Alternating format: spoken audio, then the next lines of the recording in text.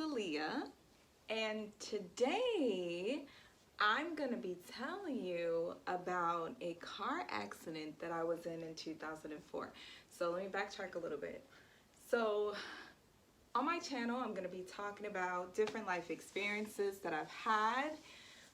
Just impressed that when we share our stories and our experiences, we just don't know the impact that we can have on someone else, because sometimes we could feel like we're by ourselves and no one understands. So I'm sharing my experiences so that it will help anybody that it can possibly help to feel like they are not alone. So here we go. So in 2004, I was in a car accident. I had a blue 92 Toyota Celica. It was fast, but I didn't get into the accident from speeding.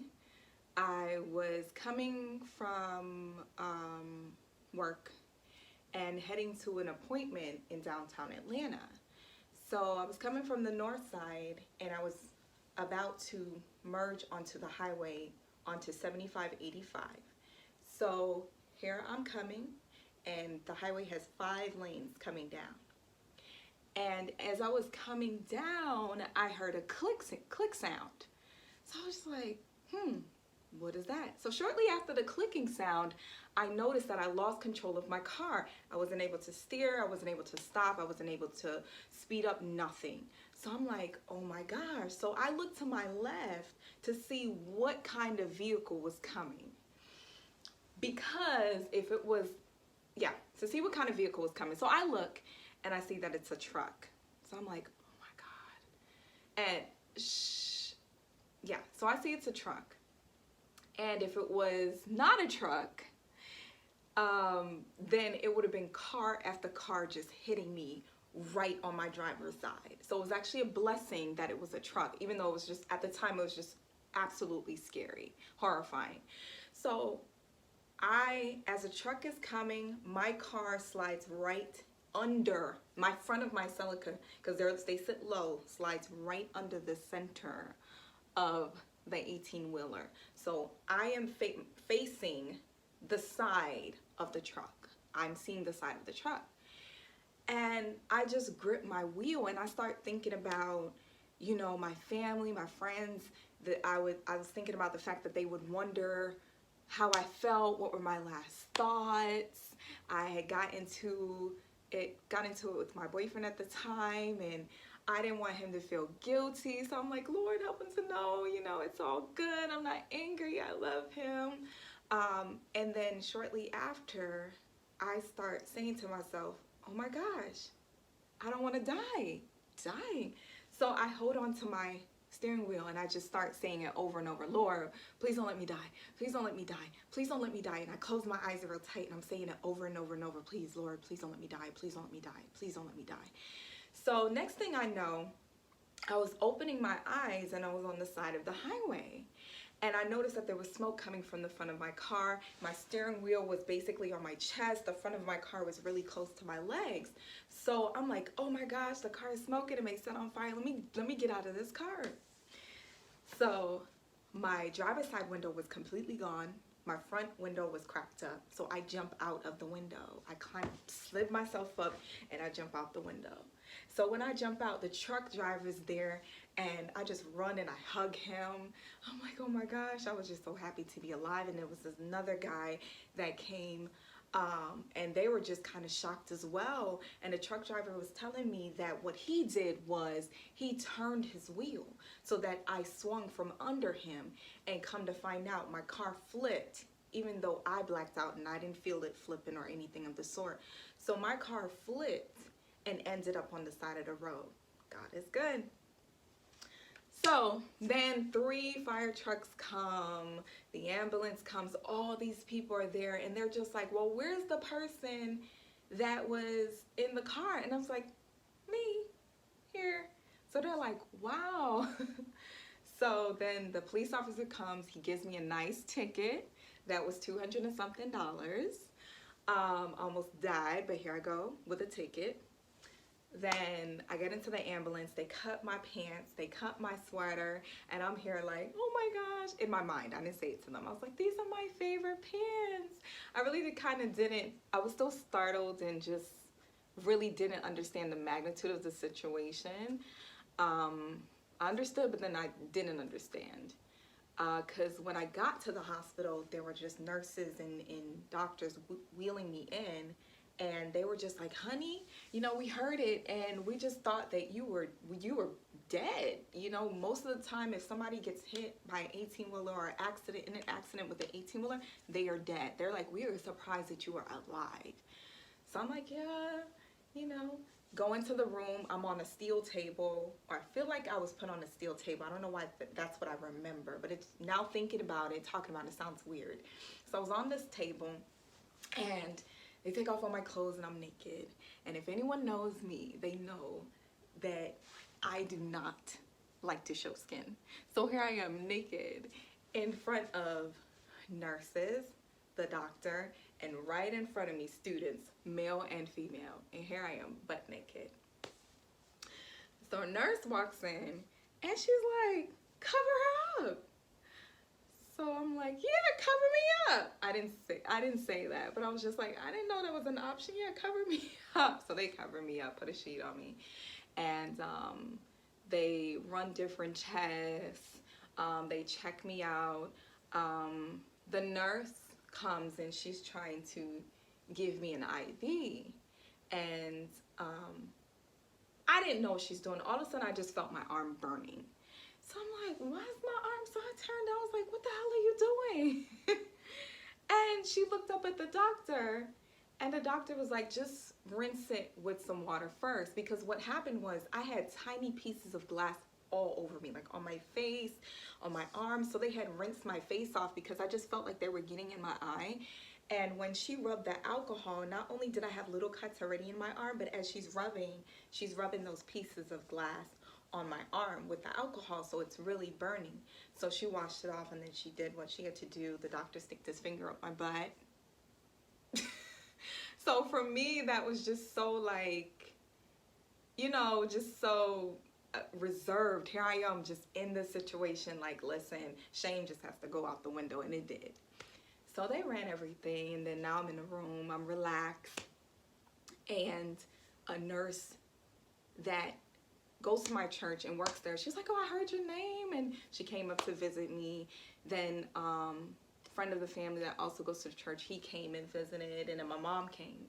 And when my mom came, she just had this look. So I was like, okay. Then my boyfriend came and he had the same look. So now I'm like, how do I look? You know, because they both had that same expression. So I'm like, how's my face? How do I look? So they're like, good. So I'm like, nah.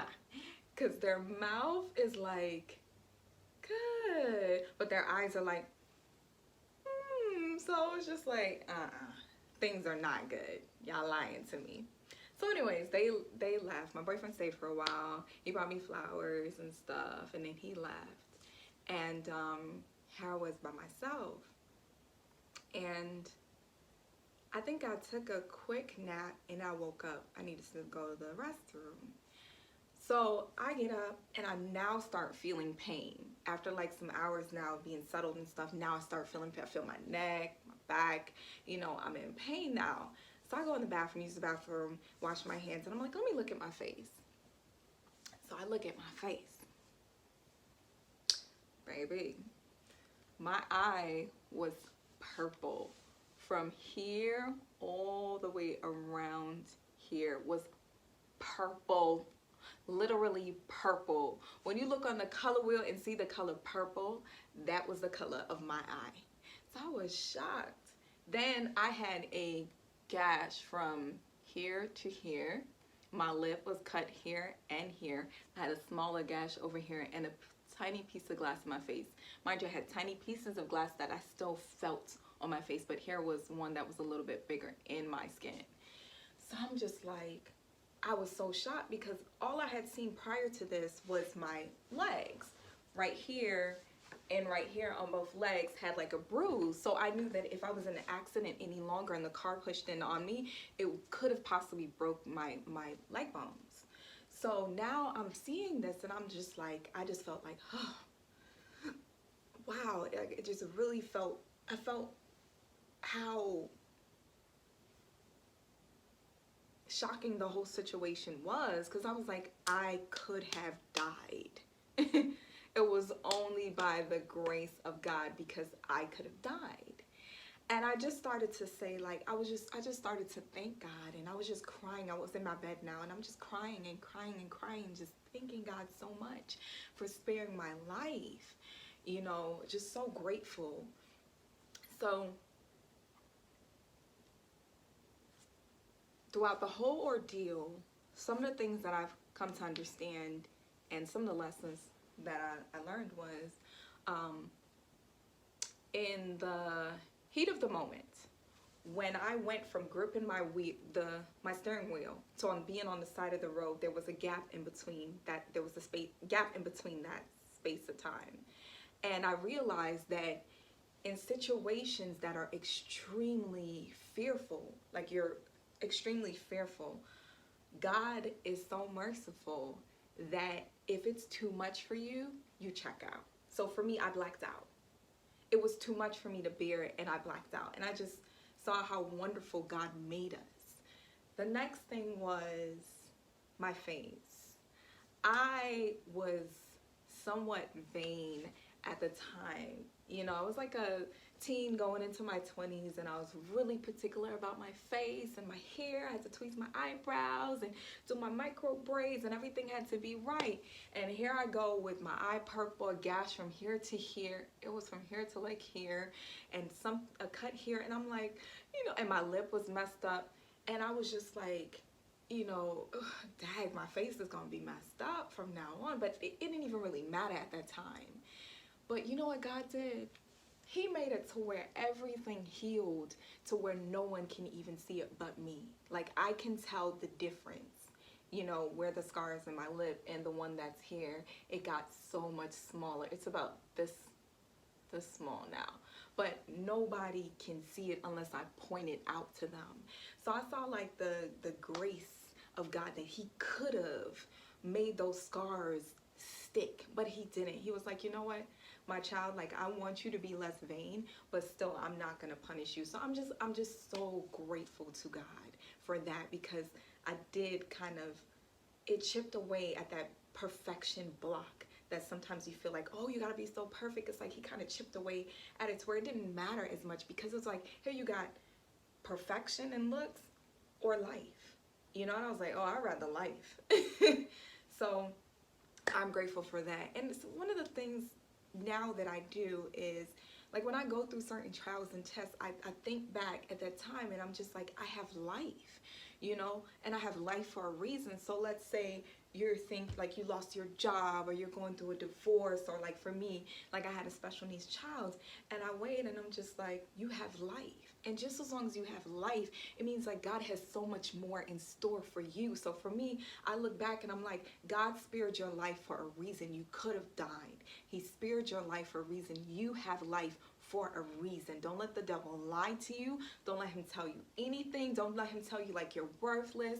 You're not worth you know, life is not worth living, or, you know, you're always a failure. You just can't seem to get it right. Like, put all of the doubts, all of the lies behind you, and just understand that if you have life, you still have life. God has so much more in store for you. So I hope that this has blessed someone, and just want to say goodbye for now. And if no one told you today, God loves you, and so do I.